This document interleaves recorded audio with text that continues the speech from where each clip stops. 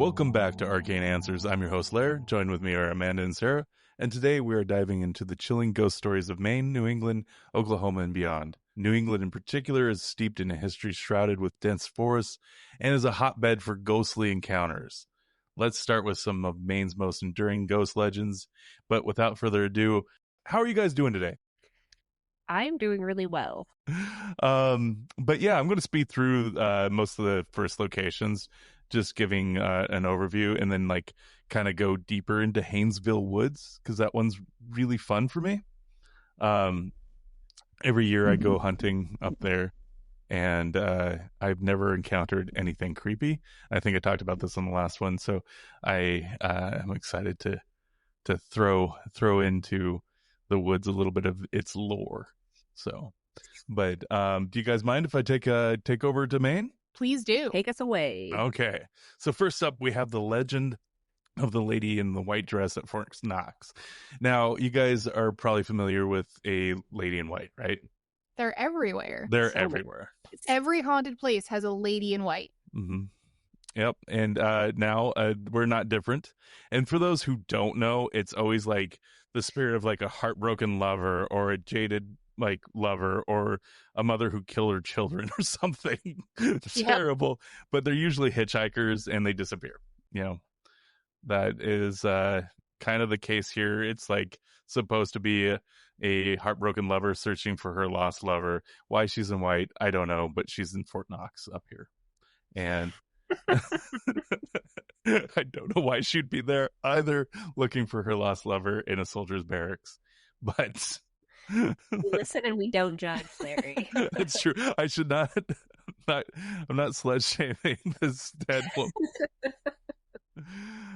Next, we have the phantom ship of Kennebec River, and sailors and locals speak of a ghostly galleon appearing out in the mist. Its sails touted and its crew long gone, and it's said to be a cursed vessel forever bound to the river's currents. And that one. So here's my problem with ghosts. Okay, we have video now. Like everybody does. And so like you would think like if there was a ship that appeared out in the river, somebody would have gotten it on video. This one, like, okay, so the ghost, the lady in white, you always see like pictures of that and stuff like that. Mm-hmm. Mists and things like that, or reflections or weird apparitions. Okay, so like we get those. But a freaking ship is pretty hard to hide. Yeah. So I'm going to probably not back that one as much. The ghostly lumberjacks of the Allagash Wilderness. Now, this is a fun thing to think about. It's just like you're out there hiking and then you see a shadowy figure wielding an axe, and it's like supposed to be some lumberjack that died in an accident out in the woods, and you hear sounds of chopping trees. Now, are they ghost trees or are the ghost chopping trees, do you think? I would say they'd have to be ghost trees or there'd be downed trees everywhere. Is that why trees are down and they can't figure out what happened? Well, you would figure out because there'd be axe marks on them, right? That's true. I'm just depressed by the idea that you still have to go to work after you die. I know, like, it's like, oh man, I feel like I've been doing this a really long time. And is it the same tree? Oh, that's the worst. Like a Sisyphean tree. Yeah, that's right. You like chop it down and the next day it's back up again. You're like one swing away and then it just is full again. Oh man. Yeah. At least like Prometheus was feeding the vultures. So he's But all right. So I think let's see here. The ghostly children of the Eastern Cemetery. I don't like children ones. But I don't either. The idea of children laughing is creepy enough. I thought I'd throw that in there, but I really don't like kid ones. Like, I hate the laughter of children. It's my dream. No, the laughter of children's wonderful. The laughter of children in the wrong locations isn't. So, like, if you're in my basement, the light's off. I don't want to hear my kids laughing. That's fair. Either they've turned the lights off on me while I'm in the basement, really don't want to hear that laughter, or there's a ghost child in the basement and I don't want to hear that either. I don't like any of it. Yeah. Fair. So, and then the ghosts of the Bath Iron Works, again, they're returning to work. People hear the sounds of long abandoned areas of the shipyard where people are working, and there's nobody working there. So, yep, they've got the terrible task. It's those people who say, "Well, I've never missed a day of work in my life." Oh, it's like a lesser hell. Yeah, Workaholics. mm-hmm. Damn it. And now That's they what have my to life is going to be after I die. I am officially calling into work tomorrow. I Yeah, might have to say. It's good for my soul. I can't come into work. All right. Then lastly, the ghost of the Old York Jail. And jail in this case is spelled Gaol. I was trying to figure out how the heck to say that when we were looking at the script. Yeah, it is a jail. It's the way they used to spell jail. I guess you'll find it in England as well. But yeah, so it's the people who were in prison there and executed, were supposedly hanging out. They liked it so much. they decided to spend their afterlife there. So what are you guys finding down there? You went, did you go to location? So Sarah, yes. So for not last weekend though, but Sarah and I took a trip to the Crescent Hotel. Last summer before. It was a couple of summers ago. Yeah. And- So we drove to Missouri. Arkansas. We ended up going to Bentonville to some museums, like headquarters of Walmart, just because I wanted to see what that was like. Honestly, it was kind of nice. I would have expected it was all like, I don't know, just sadder, but it was pretty cool. Tweety Bird sweatpants and things like that. Yeah, just I don't know. I figured it would just be like the people of Walmart in one location, but honestly, like they've done some really cool things with the city. And if you've never been to Arkansas is unexpectedly gorgeous. Like So pretty. Absolutely gorgeous. It is just thick, deciduous woods, like the rolling hills of the foothills of the Ozarks. Like it's just beautiful. And so then we made our way back and went to Eureka Springs. And in Eureka Springs, there is this magnificent hotel. It's opened in 1886 as just this hotel for the elite, right? And it lasted for about 15 years. And then in the early 1900s, I think it was like 1902, they opened up as a women's college. It had a really great reputation. That ended up closing until in 1934. And then in 1937, it was acquired by a guy named Norman Baker. Oh, that's too close to Norman Bates. Yeah. Oh, and he's just as bad. He's kind of bonkers, actually. He you'll see the modern day equivalent after I explain to you about Mr. Norman Baker. So he's an inventor. He owned a radio station in 1925, served as the president of the American Broadcasters Association to lobby against big radio at the time. It was AT&T. Published some magazines, a newspaper, railed against TB testing in cattle, fluoridating water, vaccinations, and was sure that aluminum cookware caused cancer. Okay. So he's in- RFK Jr. So in the 1930s, I probably shouldn't say that. right? You can just edit that out. But in the 1930s, he ends up getting popped in Iowa for practicing medicine without a license. Runs for governor. I think another like Senate seat or something like that. And then finally, he ends up purchasing the Crescent Hotel. So turns this into Baker's Cancer Clinic, where he is just shooting people up with all manner of like corn oil silk and watermelon juice, or I think it was watermelon seeds, actually. Just absolute nonsense. Like, no one's cured of cancer. Eventually, he gets popped for mail fraud because he'd been using the mail to advertise his quackery. And so at least 42 people under his ownership died at the Crescent Hotel. Wow. And so it was closed for a really long time, and then they recently opened it back up. Well, I want to say it opened back up as a hotel in like 1970 something. Well, it almost burned down at one point, remember? Mm-hmm. And so you might be right. It may have opened up I can't remember if the fire was before or after. No, no. But anyway, so it's renovated now, and It's it is beautiful. just, I'm looking at pictures of it online right now, the Crescent Hotel, oh my and gosh, the grounds are amazing. it is gorgeous. And one of the things I came across while Googling images was an ad for it. The We Cure Cancer tumor without operation, radium, or x-ray. Yeah. He was like psychotically against surgery. It was crazy. He called the medical association like basically butchers. We do not cut out any organ. That's a promise I want from my doctor. So the hotel, so one of the ghosts of the hotel is a cancer patient named Theodora, and she hangs out around room 419, tidying up and fumbling with keys and things like that. That's the kind of apparitions that people see from Theodora. And then there's Dr. John Fremont Ellis, who was an in-house doctor, and he is seen in room 212. And then 218, which is probably the most famous room, an Irish stonemason had fallen to his death at the hotel, and so he hangs out in room 218. Oh, wow. Yeah, and then back, which is kind of posh, honestly. And then back to ghostly children, there's a 4-year-old named Brecky, and he's seen in the halls bouncing a red ball. Oh, jeez. That is crazy. Yeah, and then they have the So cat. what There's like happened a to ghost cat. the guy? Which guy? The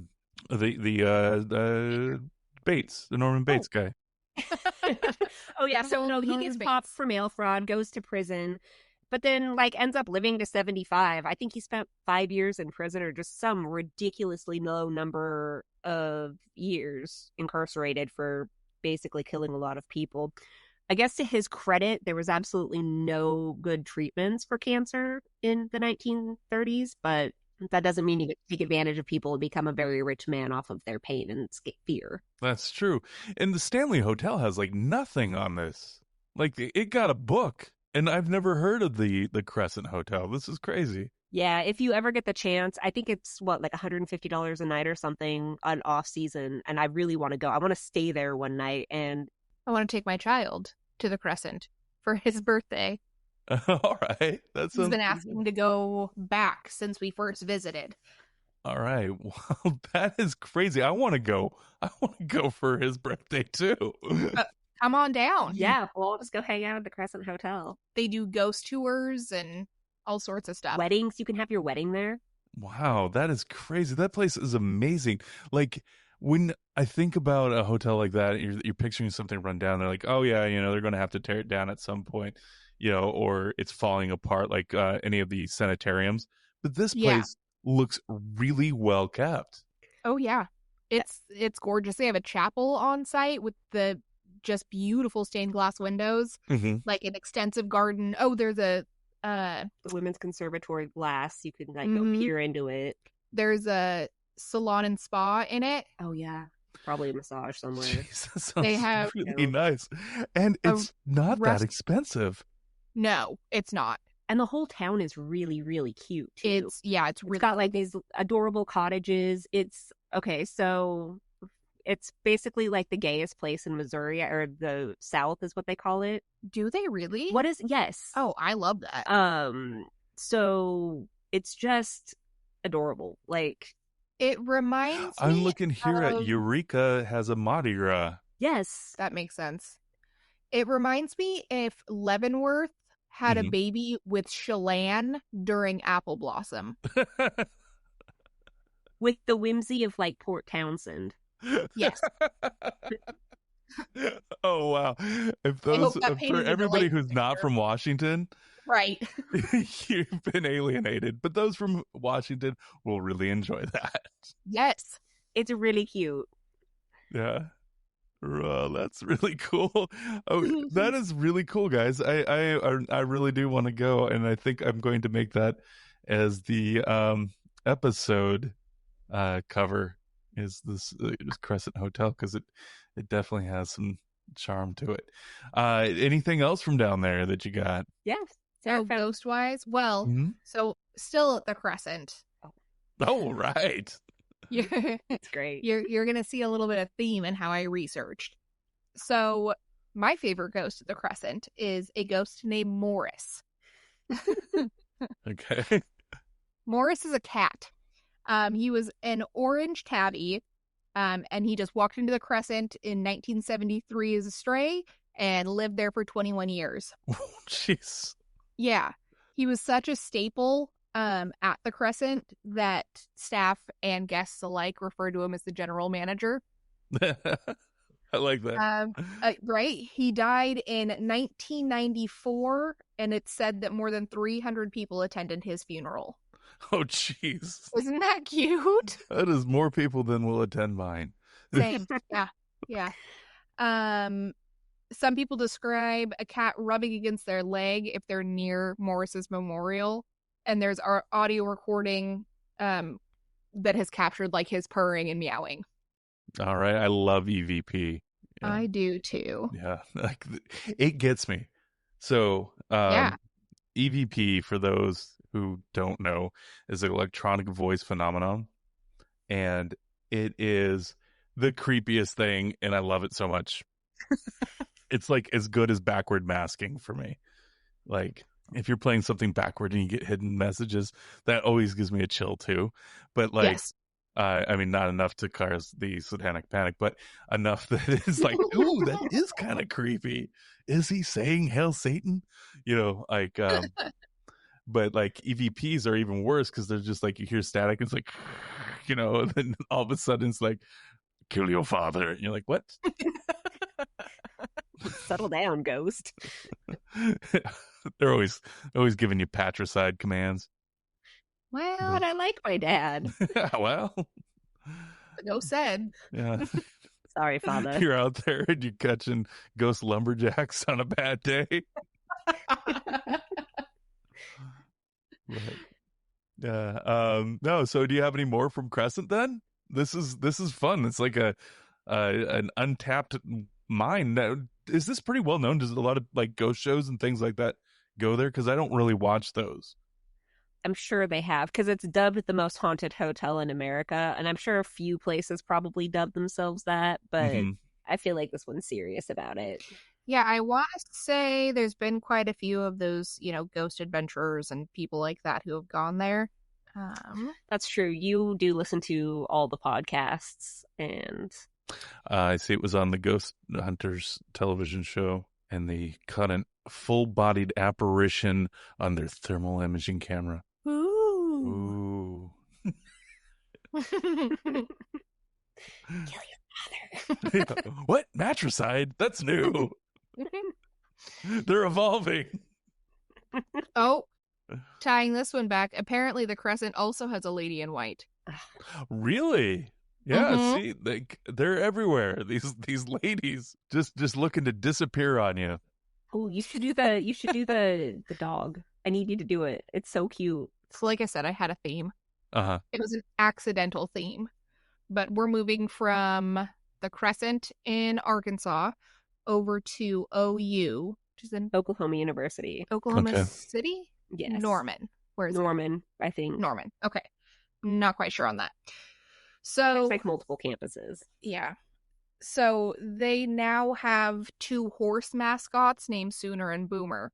But before them, the very first mascot of OU was a dog named Mex, M-E-X. Mm-hmm. He lived on the campus from 1915 to 1928. He came to all of the home games, sitting on the sidelines, and he was always wearing a crimson cream sweater as well as a hat. What? Yes. Yeah. How do you put a hat on a dog? That's a great question. Carefully and probably with tape. Okay. I don't know. I had a dog that used to wear sunglasses. Yeah, but when they move around, it would fall off. He was very gentle. How do you keep a hat on a happy dog's head? You don't keep a hat on Strange. unless it's got like a Oh, strap on it. Yeah, it does have a strap. It I'm thinking must. you're like just stapling it to the dog's ears. Oh, God. I'm sorry. Well, I was thinking of like a flat cap for some reason, like Goodbye. Or a tiny bowler. a little bowler. Yeah, oh, that'd be cute. Yeah, I bet it was a tiny bowler. like the bulldogs in the old cartoons. Mm-hmm. Mm. So his one job during, well, not only the games, but his one job was to keep vermin and stray dogs off the field. Mm-hmm. They trained him to bark anytime there was a touchdown and to howl anytime there was a kick. He died in 1928, and he was so loved that the entire university closed for his funeral. And there were thousands of attendees at this funeral. He was buried under the 50-yard line so that he could always come to all of the home games. I am looking at Mex right now, and he is adorable. He's like a little terrier. He's so cute. He is a little terrier, and his little hat is so cute. This is the cutest little dog. I don't have a picture. Hold on. Just put in Mex the dog OU in image search and do yourself a favor. It is a precious little dog. They have the little puppy pictures with the football. My heart. Oh man, it is so cute. Oh, why? He was the goodest boy. Oh man, I'll tell you, things have changed now. You don't get this in sports fields. Was he? Oh, he was an abandoned puppy in Mexico during the 1914 revolution? Oh, jeez. It just gets worse and then better. Yeah. It looks like he was a bulldog of some sort. I was worried when you said his name was Mex, and I was like, I don't want that to be short for anything. No, I mean, no, just his home location. Right. So if yeah, exactly. You know, but yeah, exactly. Oh, yeah. I mean, it is Oklahoma. It could have been anything. You are correct. Yeah. God. Yeah. This is my dog, Mex. And like, okay, we're done with this conversation. See, my brain immediately went to Tex-Mex. Ooh. So. You know, okay, so talking about word association, Tex-Mex always takes me to surf and turf. Every time I hear Tex-Mex, I think of the chimichanga, the brisket chimichangas and queso we had in Amarillo. Do you know that restaurant doesn't make those anymore? Oh, man. Kenny was talking those up, too. What? Yeah, because Kenny stopped in Amarillo on the way back and was going to pick us up some brisket chimichangas. Why don't they make them? No one knows. Maybe because it's price of beef. I don't know. It could be too expensive. I would pay $20 easy for that. I am never going back there. They're like, we haven't made those in 50 years. My God, it's so their queso is so delicious. The first time I ever had them, we were driving back to Oregon, and I ate that thing all the way through New Mexico. Like, it was just me, and I kept putting it back. I'm like, no, don't eat anymore. And it was like, no, I have to have another bite. I ate mine, and then like towards northern New Mexico, I ate Kenny's. He's like, biscuit chimichanga. I'm like, you don't leave leftovers this good in the car, Kenny. It's gonna go bad. I have to eat it. Also, why don't you turn around and we'll just go get you another one? It's fine. We're just gonna stay in Amarillo. I don't want to be without or out of this place within 30 miles. Well, my head is all over the place tonight. I am tired a little bit. Like last time it was way too early. This one is not too late at all. This is like my prime time. But like I'm now just thinking of Amarillo by Morning, and I want to play that song, but I'm not going to. I'm fighting urges. All right. So who else or what other ghosts did you discover, sister? Oh, still going. Okay, let's see. Okay, that's all the animal ones I have, unfortunately. Well, I'm glad that we went with Max there. I'm going to throw him in to the episode cover too. So I just couldn't say no to a ghost dog. Oh yeah.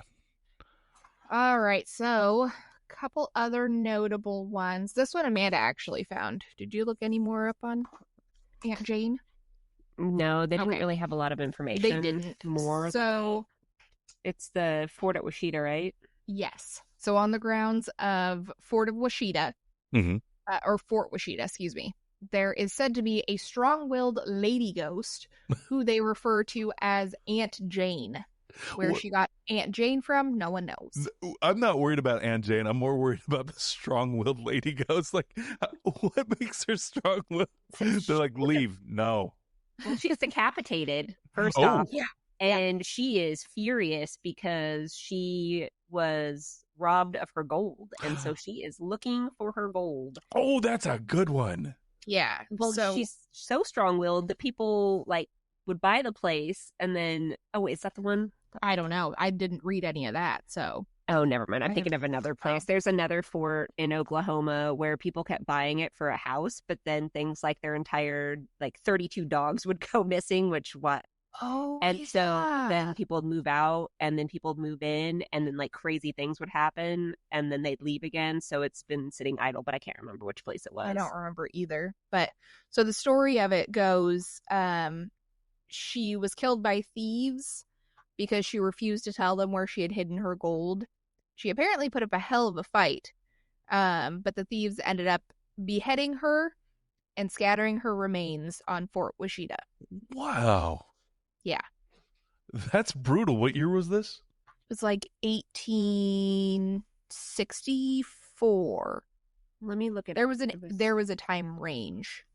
Yeah, they don't know when Specific. she was killed. The fort so the fort was entirely destroyed by Confederates. Mhm. I want to say it was built in 1841. Wasn't it 1841 to 1862? 1842, yeah. So it was built in 1842 and then destroyed In 1861. Boom. There you go. So close. That is impressive that you could remember these. That was my hardest thing to do in school was remember dates. I have it written down right here. That's the only reason I know it. Well, on the first batch of research we did was, I want to say 3-4 days ago while we were sitting in a hot tub. So Yeah, it Oh, was. fancy. yeah, we were super fancy. Yeah. I I haven't had a hot tub research party in a long time. So, did you guys want to go with anything else, or should we wrap up here back in Maine? I only have one other ghost. Well, take me there.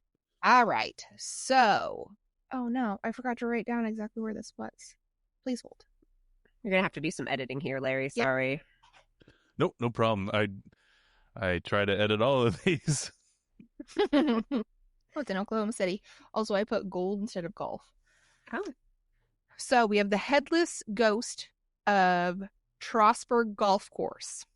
Okay. Mm-hmm. So the origin story starts on prom night in the 1950s, because every good ghost story does. Mm-hmm. It said that a young woman and her date were in the area. Her date pissed her off, so she got out of the truck and started walking home. He was yelling at her, trying to get her to get back in the car. She wasn't having any of it. So he decided to rev his engine at her to try to scare her, and the clutch slipped. This caused the vehicle to decapitate the young woman. No, I don't have that feature on my car.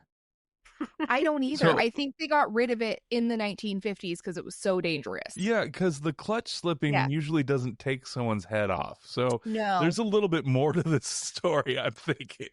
Oh, I'm sure there is. Like, the clutch so- slipped and my machete fell out of my pants. Not the pants machete. Oh, I keep it there for security. People are always like, set a machete in your pants. Yeah, okay, sorry. Pants machetes aside, please continue. Her head was taken off. So now it's said that people see a young woman in a prom dress walking around carrying her head. Oh, okay. That's terrible. Like, okay, going back to things that happened to you in the afterlife, right?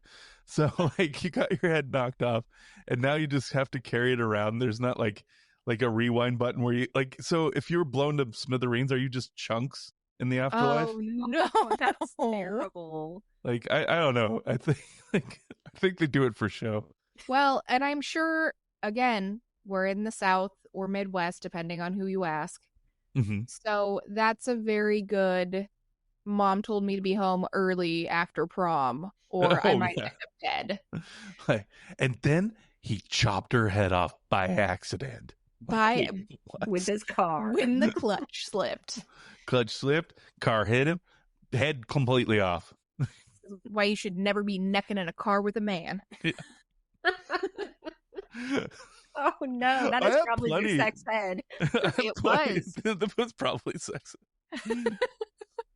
So, in New England, we have tons of ghosts. Like, there's a ghost tour you can go through in Boston that's on a double-decker bus, and we skipped that one. I want to go back and do that. And then, of course, we've got like Salem and all that up here.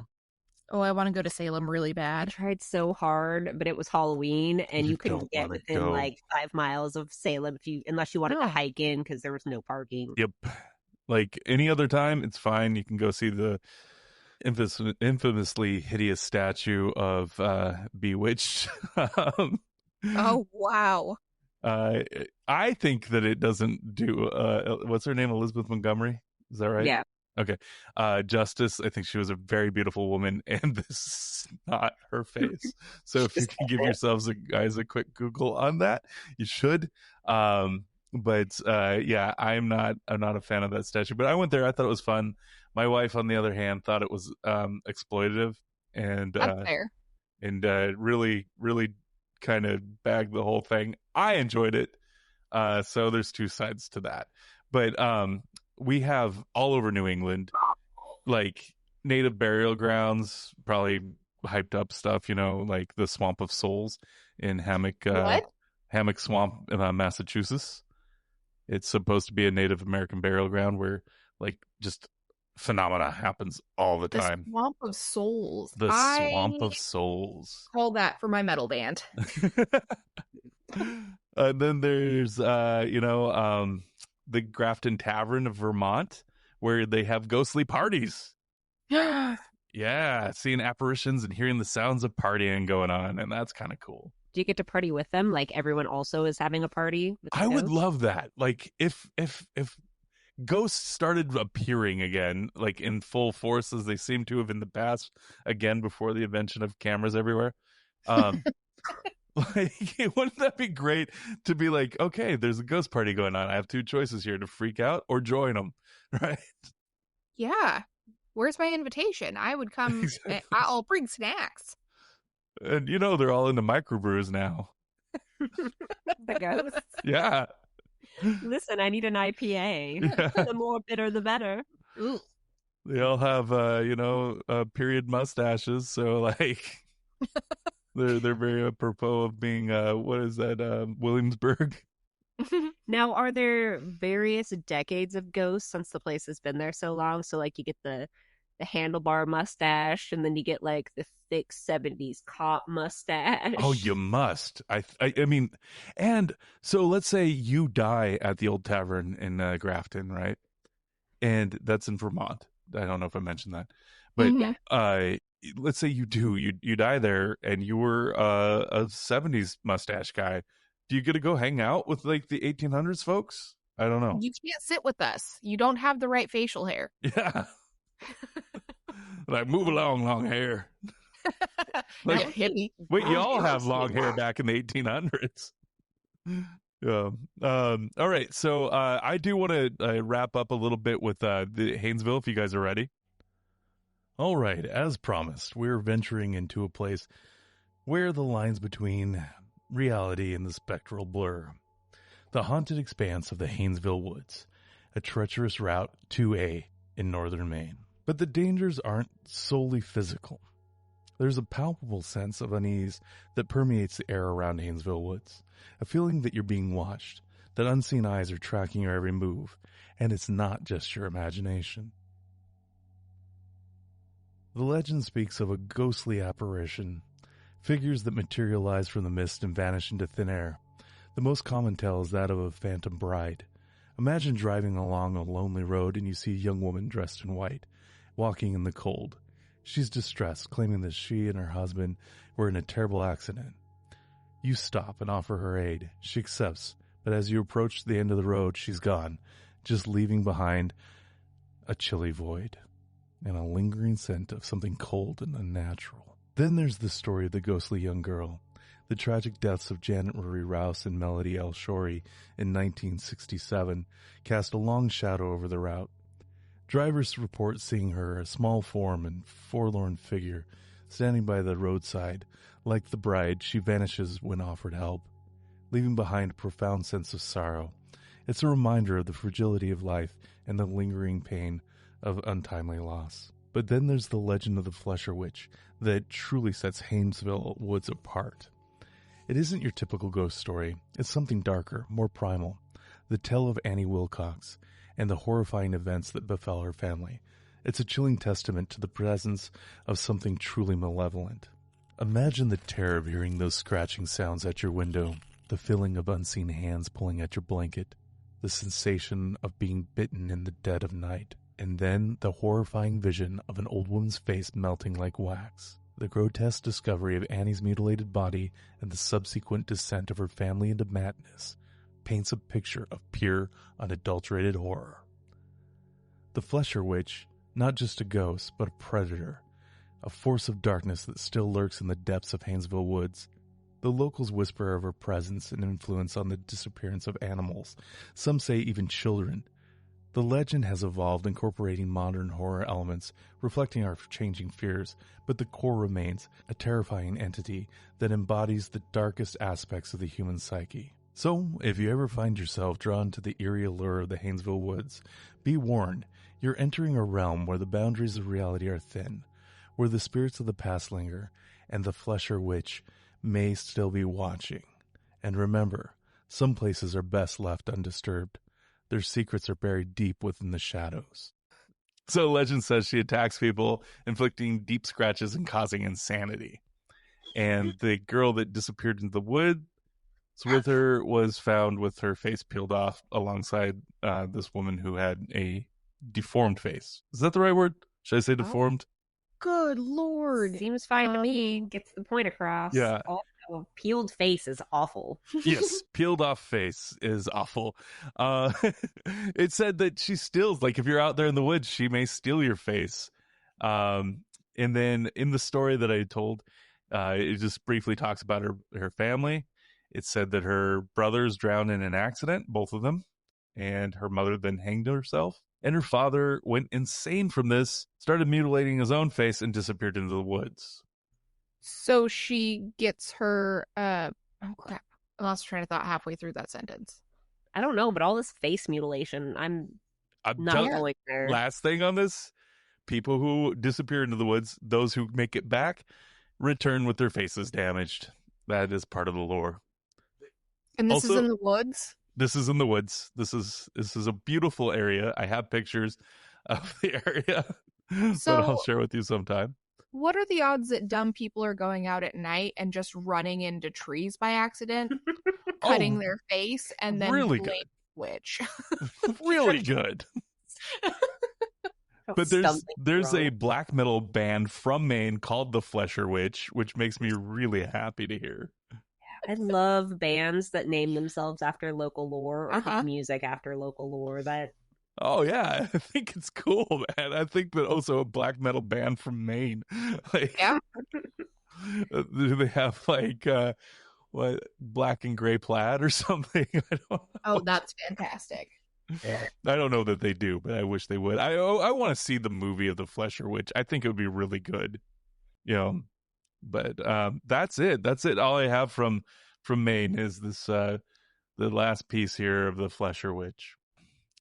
That's all the time we have for today. Join us next week on Arcane Answers for more Tales from the Shadows. And until then, keep your lights on, your doors locked. And next week, we'll be talking about Satan. Well, the occult. Doodly doodly doo. Who needs a soundboard?